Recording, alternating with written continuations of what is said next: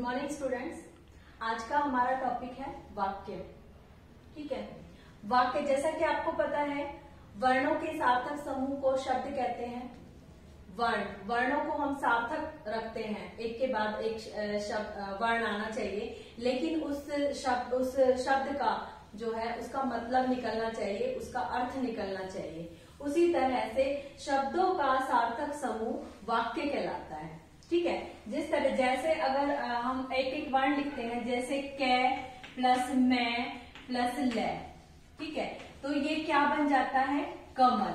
ठीक है, अगर हम इसको ऐसे ना लिख के लिखे मैं प्लस ले प्लस कै, तो मैं ले कै मलक मलक जो होता है उसका कोई अर्थ नहीं निकलता और ये इसका अर्थ निकलता है। तो इसी तरह से वर्णों के सार्थक समूह को शब्द कहते हैं और शब्दों के सार्थक समूह को वाक्य कहते हैं। ठीक है, जैसे राधा नाच रही है, तो अभी इसमें आगे पीछे हम इसके करें, है पहले नहीं ले सकते, रही पहले नहीं ले सकते, है रही राधा नाच, तो इसका कोई अर्थ नहीं निकलेगा।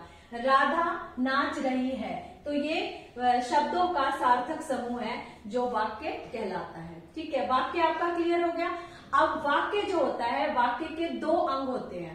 एक अंग जो होता है वो उद्देश्य कहलाता है और दूसरा अंग जो होता है वो विधेय कहलाता है। वाक्य के दो भाग कर दिए जाते हैं। जैसे अब ये पूरा वाक्य है, इसको हमने दो भागों में बांट दिया। इसका एक भाग उद्देश्य हो गया, दूसरा भाग विधेय हो गया। तो उद्देश्य कौन सा होता है? जिसके बारे में बात की जाती है वो होता है उद्देश्य, और उद्देश्य के बारे में जो बात की जा रही है वो होता है उसका विधेय। अब इस वाक्य में देखिए, इसमें राधा, किसके बारे में बात हो रही है? राधा इसमें क्या है? उद्देश्य है। ठीक है, और इसमें राधा के बारे में क्या बात हो रही है? कि वो नाच रही है। तो ये पूरा जो वाक्य है, राधा के बारे में जो बात की जा रही है वो है इसका विधेय। तो ये पूरा जो वाक्य का जो ये वाला अंग होता है, ये पूरा क्या कहलाता है? विधेय। ठीक है, तो ये बातें आपको क्लियर हो गई। उद्देश्य और विधेय के वाक्य के दो अंग होते हैं, जिसका एक अंग होता है उद्देश्य और दूसरा होता है विधेय। तो उद्देश्य के बारे में जो उद्देश्य जो होता है वो वाक्य का कर्ता होता है, अधिकतर जो होता है वो कर्ता ही होता है। तो राधा, किसके बारे में बात हो रही है? राधा के बारे में बात हो रही है, तो राधा इसमें उद्देश्य है, और राधा के बारे में क्या बात हो रही है? कि वो नाच रही है, ये इसका विधेय है। तो वाक्य के दोनों अंग क्लियर हो गए। अब आप इसमें ये जो मैंने सेंटेंस लिखे हैं, ये इनको एक बार देखिए और उसमें बताइए आपने इसमें से उद्देश्य कौन सा है और विधेय कौन सा होता है। वाक्य का जो कर्ता होता है वो उद्देश्य है, और कर्ता के बारे में जो बात की जा रही है वो उसका विधेय है। ठीक है, राधा नाच रही है, इसमें वाक्य का कर्ता कौन है? राधा। कौन नाच रही है? राधा। तो ये इसका क्या हो गया? उद्देश्य हो गया। और उद्देश्य के बारे में क्या बात हो रही है? वो क्या कर रही है? नाच रही है, ये इसका क्या पूरा क्या हो गया? विधेय हो गया। ठीक है, नेक्स्ट, माता जी खाना बना रही है, तो इसमें किसके बारे में बात हो रही है? माता जी। इसका कर्ता कौन है? खाना बनाने का काम कौन कर रहा है? माता जी कर रही है। तो इसमें माता जी क्या है? उद्देश्य, और माता जी के बारे में बात क्या हो रही है? वो खाना बना रही है। तो पूरा जो है वाक्य, जो ये आधा जो वाक्य बच गया वो पूरा क्या है? विधेय। ठीक है, उसके बाद पापा जी काम कर रहे हैं, तो इसमें काम कौन कर रहा है? काम को करने वाला कर्ता कौन है? पापा जी। कर्ता काम को करने वाला पापा जी, और पापा जी क्या काम कर रहे हैं? काम कर रहे हैं, कोई भी काम करे, उनके पापा जी के बारे में जो बात की जा रही है वो उसका विधेय हो गया। तो ये दोनों चीजें आपको क्लियर हो गई। सबसे आगे जब हम वाक्य को पढ़ेंगे तो ये दोनों चीजें हमें क्लियर होनी चाहिए, उसके बाद ही हम आगे वाले टॉपिक हम कर पाएंगे। तो उद्देश्य और विधेय आपको अच्छी तरह से समझ में आ गए। उद्देश्य और विधेय के बाद अब वाक्य के प्रकार, वाक्य का वर्गीकरण कर दिया जाता है कि वाक्य को अलग अलग तरह से बांट दिया जाता है, उनका वर्गीकरण कर दिया जाता है। तो वाक्य के जो प्रकार हैं उनका वर्गीकरण जो है वाक्य का, वो दो तरह से किया गया है। पहला होता है रचना के आधार पर और दूसरा होता है अर्थ के आधार पर। ठीक है, तो पहले हम रचना के आधार पर वाक्य का वर्गीकरण पढ़ेंगे। रचना के आधार पर वाक्य के भेद कितने होते हैं? रचना के आधार पर वाक्य के 3 भेद होते हैं। आपको दिखाई दे रहा होगा, सरल वाक्य, संयुक्त वाक्य और मिश्र वाक्य। ठीक है, रचना के आधार पर वाक्य के 3 भेद होते हैं जिनको हम एक एक करके अभी पढ़ेंगे। वाक्य के प्रकार, रचना के आधार पर वाक्य के प्रकारों के बारे में पढ़ेंगे। रचना के आधार पर वाक्य के 3 भेद होते हैं। ठीक है, एक पहला होता है सरल वाक्य, दूसरा होता है संयुक्त वाक्य और तीसरा होता है मिश्र वाक्य। ठीक है, पहले हम सरल वाक्य के बारे में जानेंगे। सरल वाक्य जैसे सिंपल वाक्य, ठीक है, जिसमें एक उद्देश्य होता है और एक विधेय होता है और अब बहुत ही आसान होता है। इसमें कोई योजक चिन्ह का प्रयोग नहीं किया जाता, कोई कोमा नहीं लगता और कोई भी 2 बातें नहीं होती है। एक ही उद्देश्य होता है, एक ही विधेय होता है। उसमें कर्ता होता है, उद्देश्य और विधेय मैंने आपको पिछले उसमें बता ही दिया था कि उद्देश्य और विधेय क्या होता है। ठीक है, तो सरल वाक्य है राम और लक्ष्मण भाई हैं। ठीक है, तो सिंपल वाक्य है राम और लक्ष्मण भाई हैं। इसमें उद्देश्य है राम और लक्ष्मण और इसका विधेय है। ठीक है, गीता खाना बना रही है। इसमें एक कर्ता जो है वो है गीता, उद्देश्य है, और खाना बना रही है उसका विधेय है। तो ये सिंपल वाक्य होता है, इसमें कोई योजक चिन्ह, कोई कोमा नहीं होता है। ठीक है, उसके बाद जो दूसरा जो भेद होता है वो है संयुक्त वाक्य। संयुक्त का मतलब होता है जुड़ा हुआ। जो संयुक्त वाक्य जो 2 वाक्यों को जोड़कर बनाया गया हो, वाक्य 2 अलग अलग बातें हो और फिर उनको किसी योजक द्वारा जोड़ दिया गया। योजक चिन्ह जो होते हैं, योजक का जो चिन्ह होता है वो एक ऐसा डैश होता है छोटा, और योजक शब्द जो होते हैं वो मैंने आपको पिछली वीडियो में बताया था। योजक वाले से संबंध बोधक, समुच्चय बोधक जो शब्द होते हैं उनमें योजक होता है और, तथा, किंतु, परंतु, लेकिन, यथा, तथा, यद्यपि, वो होते हैं योजक शब्द। ठीक है, तो वो संयुक्त वाक्य जो होता है जो 2 वाक्यों को जोड़कर बना होता है और वो किसी योजक शब्द द्वारा जुड़ा हुआ होता है। जैसे राधा गाती है और नीतू नृत्य करती है। ये 2 अलग अलग वाक्य हैं कि राधा गाती है और नीतू जो है वो नृत्य करती है। तो ये 2 अलग अलग वाक्य हो गए जिनको हमने एक पूरा वाक्य बना दिया और के साथ जोड़कर। तो और इसमें क्या है, एक योजक शब्द है। ठीक है, ये योजक शब्द द्वारा जुड़ा हुआ है पूरा वाक्य जो होता है, जो 2 वाक्यों को जोड़कर बना होता है। तो हमने इसको 2 वाक्यों को एक योजक द्वारा जोड़कर पूरा एक वाक्य बना दिया है। रचना के आधार पर जो उसका तीसरा जो भेद होता है वो होता है मिश्र वाक्य। मिश्र का मतलब होता है मिला जुला, मतलब इसमें एक या एक से अधिक वाक्य जो होते हैं वो एक दूसरे के साथ जुड़े हुए होते हैं। पहला वाला वाक्य या तो दूसरे पर आश्रित होता है कि अगर पहला वाला वाक्य हम बोलेंगे तो वो आधा होगा, जब तक हम दूसरा वाला वाक्य नहीं बोलेंगे तो वो उसका मतलब हमें समझ नहीं आएगा जब तक हम दूसरा वाक्य नहीं बोलेंगे। तो पहला वाला वाक्य दूसरे पर आश्रित होता है या दूसरा वाला वाक्य पहले पर आश्रित होता है, मिले जुले होते हैं दोनों आपस में। ठीक है, ऐसा वाक्य जिसमें एक या एक से अधिक उपवाक्य जुड़े होते हैं वो मिश्र वाक्य कहलाता है। ठीक है, अब ये एग्जाम्पल देखेंगे तो हमें पता चलेगा। वह बाहर खड़ा है जो कल घर आया था।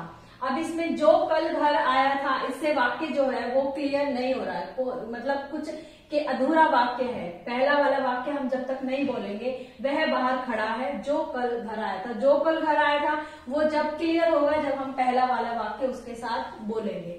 वह बाहर खड़ा है, ये एक वाक्य प्रधान वाक्य हो गया, और जो कल घर आया था ये दूसरा वाक्य हो गया। तो पहले वाले के दूसरा वाला वाक्य जो है वो पहले वाले के ऊपर डिपेंड है, मतलब वो उसके ऊपर आश्रित है। जब तक हम दूसरा वाला नहीं बोलेंगे तब तक हमें पहले वाला समझ नहीं आएगा, या दूसरा पहले वाला नहीं बोलेंगे तो हमें दूसरा वाला समझ नहीं आएगा, मतलब अधूरा सा लगता है। ठीक है, नीतू ने बताया कि वह बीमार है। वह बीमार है, ये एक प्रधान वाक्य हो गया। उसके बाद नीतू ने बताया, यहाँ पर नीतू ने बताया ये एक आधी बात है, क्लियर। नीतू ने क्या बताया, उसके बाद में हमें लगेगा कि इसके बाद भी कुछ और बात है, अधूरा वाक्य है ये। नीतू ने बताया कि वह बीमार है। ठीक है, तो उसके बाद वह पुस्तक कहाँ है जिसे मैंने पढ़ा था। वह पुस्तक कहाँ है, ये प्रधान वाक्य है। ठीक है, जिसे मैंने पढ़ा था। वह पुस्तक कहाँ है, तो ये बात अधूरी है कि जिसे मैंने कल पढ़ा था वो पुस्तक कहाँ है। तो इस तरह से इसमें मिला जुला रूप होता है इसका। तो इसमें एक या एक से अधिक उपवाक्य जुड़े होते हैं। तो इस तरह से हमारे रचना के आधार पर जिसके तीनों भेद जो हैं वो खत्म हो गए हैं, तीनों भेद जो हमने पढ़ लिए हैं। उसके बाद हम अर्थ के आधार पर वाक्यों का वर्गीकरण या उसके भेदों के बारे में जानेंगे। Thank you. पहले हमने रचना के आधार पर वाक्य के भेद पढ़े थे, सरल, संयुक्त और मिश्र। ठीक है, अब हम अर्थ के आधार पर वाक्य के भेद पढ़ेंगे। ठीक है, अर्थ के आधार पर वाक्य के 8 भेद हैं, जिनमें पहला है विधानवाचक वाक्य, दूसरा है प्रश्नवाचक वाक्य। विधानवाचक वाक्य में सिंपल वाक्य होता है जिसमें साधारण बात कही जाती है। प्रश्नवाचक में जब हम कोई प्रश्न पूछते हैं तो प्रश्नवाचक वाक्य बनता है। उसके बाद आज्ञावाचक, जब हम किसी को आज्ञा देते हैं तो आज्ञावाचक। उसके बाद निषेधवाचक, निषेध का मतलब होता है नहीं, जिन शब्दों में नहीं शब्द का प्रयोग किया गया हो या जिस वाक्य में नकारात्मकता दिखाई गई हो उसमें निषेधवाचक वाक्य का प्रयोग, निषेधवाचक वाक्य आता है। उसके बाद आता है इच्छावाचक, जब हम किसी से इच्छा करते हैं या जैसे किसी से प्रेयर करते हैं या भगवान से प्रेयर करते हैं तो हम किसी के लिए इच्छा करते हैं तो इच्छावाचक। उसके बाद संदेहवाचक, जब हम किसी चीज में संदेह दिखाते हैं तो यहाँ पर संदेहवाचक वाक्य आता है। संकेतवाचक, जब किसी चीज की तरफ इशारा करके बात कही जाती है या पहला वाला वाक्य दूसरे पर डिपेंड होता है तो यहाँ पर संकेतवाचक वाक्य आता है। और विस्मय आदि बोधक, जहाँ हर्ष शोक घृणा का भाव, हमारे मन के भाव को प्रकट करने के लिए इनका प्रयोग किया जाता है तो वो हमारा होता है विस्मय आदि वाक्य। इस तरह से हम इन सारे वाक्यों को अभी 1 बाय 1 पढ़ेंगे। अर्थ के आधार पर वाक्य के भेद, पहला जो भेद है वो है विधानवाचक वाक्य। विधानवाचक वाक्य वो होता है जो सिंपल वाक्य होता है, सिंपल सेंटेंस होता है, जिसमें सामान्य बातें की गई हो या सामान्य रूप से किसी चीज के बारे में बात की गई हो। जैसे मैं रोज व्यायाम करता हूँ, इसमें सामान्य स्थिति का बोध हो रहा है कि रोज व्यायाम करता है। केशव सत्य बोल रहा है। ठीक है, तो इसमें सामान्य होता है, ना कोई कोमा होता है, ना कोई पहला वाक्य किसी और पर डिपेंड होता है, सिंपल वाक्य होता है, उसको बोलते हैं विधानवाचक वाक्य। सरल वाक्य, सिंपल वाक्य, विधानवाचक वाक्य इसे कहते हैं। ठीक है, नेक्स्ट जो है वो है प्रश्नवाचक वाक्य। प्रश्नवाचक वाक्य का तो सभी को पता होगा, जहाँ पे प्रश्न पूछा जाता है उसे प्रश्नवाचक वाक्य कहते हैं। जैसे क्या तुम व्यायाम करते हो, केशव क्या खा रहा है, तुम क्या करते हो, तुम्हारा क्या नाम है। तो इस तरह के वाक्य जो होते हैं और इसके अंत में जो है हम प्रश्नवाचक चिन्ह का प्रयोग करते हैं, तो ये होता है प्रश्नवाचक वाक्य। ठीक है, नेक्स्ट जो है वो है निषेधवाचक वाक्य। निषेध का मतलब होता है नहीं, जिसमें नहीं शब्द का प्रयोग किया गया हो या फिर नकारात्मकता दिखाई गई हो, वो होता है निषेधवाचक वाक्य। जैसे मैं व्यायाम नहीं करता, केशव सत्य नहीं बोलता, मैं घर नहीं जाऊंगा, मैं पढ़ाई नहीं करूंगा, मैं बाहर नहीं जाऊंगा। इस तरह के जिन शब्दों में नहीं शब्द का प्रयोग होता है उनको बोलते हैं निषेधवाचक वाक्य। ठीक है, चौथा जो है वो है आज्ञावाचक वाक्य, जिसमें हम किसी को किसी चीज के लिए आज्ञा देते हैं, वो होता है आज्ञावाचक। आज्ञा से आपको पता चल जाए कि किसी चीज की आज्ञा दी जाए कि तुम यहाँ बैठो, तुम अंदर जाओ, तुम बाहर पढ़ाई करो। जैसे वाक्य है अंदर जाकर पढ़ाई करो, किसी को आज्ञा दी जाती है तभी तो हम बोलते हैं ना कि तुम यहाँ पे पढ़ाई मत करो, अंदर जाके पढ़ाई करो। मेरे लिए चाय लाओ, तो हम ये आज्ञा दे रहे हैं ना दूसरों को। तो इस तरह के वाक्य जो होते हैं उनको बोलते हैं आज्ञावाचक वाक्य।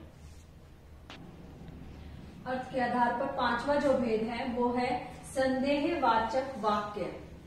जिन वाक्यों से हमें संदेह का भाव प्रकट हो, जैसे हमें लगे कि ऐसा हो सकता है, नहीं हो सकता, जैसे शायद या काश, ऐसे शब्दों का जिनमें प्रयोग हो वो होते हैं संदेहवाचक वाक्य। जैसे वह हमारी बात मानेगा, तो हमें इसमें शक है, किसी चीज का शक है कि क्या पता वो बात माने या ना माने।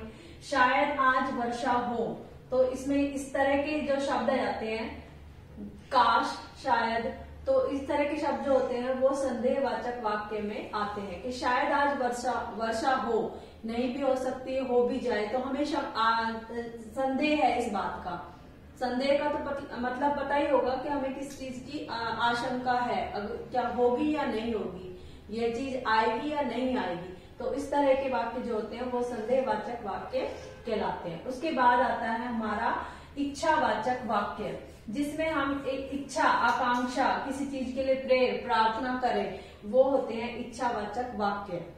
ठीक है, जैसे भगवान करे वह घर वापस आ जाए, तो हम इसमें क्या कर रहे हैं, प्रार्थना कर रहे हैं कि भगवान से प्रार्थना कर रहे हैं कि भगवान करे वह वापस आ जाए, तो हमें इसमें इच्छा दर्शा रहे हैं अपनी। ठीक है, ईश्वर तुम्हें दीर्घ आयु दे, ईश्वर तुम्हें लंबी आयु दे। तो इस तरह के वाक्य जो होते हैं वो इच्छावाचक वाक्य कहलाते हैं, जिसमें हम कोई इच्छा प्रकट करते हो। ठीक है, नेक्स्ट जो है वो है संकेतवाचक वाक्य।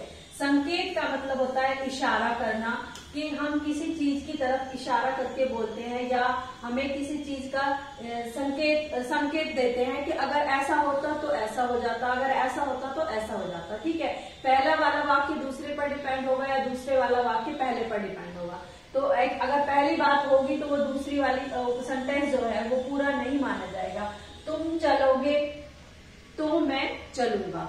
ठीक है, तो मेरा चलना किसके ऊपर डिपेंड है, तुम चलोगे। ठीक है, तुम चलोगे तो मैं चलूंगा। तो इसमें दो अलग अलग वाक्य हैं जो एक दूसरे के ऊपर आश्रित है। ठीक है, यदि पढ़ते तो पास हो जाते, तो पास होना किस चीज के ऊपर आश्रित था, पढ़ने पर। अगर वह पढ़ता तो पास हो जाता। ठीक है, पढ़ाई किस पर निर्भर थी, पढ़ाई से किस चीज की तरफ संकेत किया जा रहा है, पास होने की तरफ। ठीक है, नेक्स्ट जो है वो है विस्मय आदि वाचक वाक्य।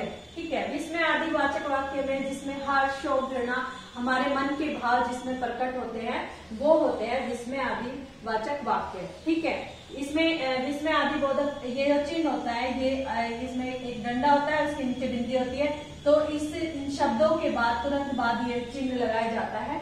तो इसे अपने आप पता चल जाता है कि इसमें विस्मय आदि बोधक वाक्य है ये। ठीक है, वाह कितना सुंदर दृश्य है, तो इसमें हमारी प्रसन्नता दिखाई जा रही है कि वाह कितना सुंदर दृश्य है, हे भगवान यह क्या हो गया। तो इसमें हमारा दुख दिखाई दे रहा है कि हे भगवान यह क्या हो गया। तो इस तरह से हमने अर्थ के आधार पर वाक्य के 8 भेदों के बारे में जान लिया है।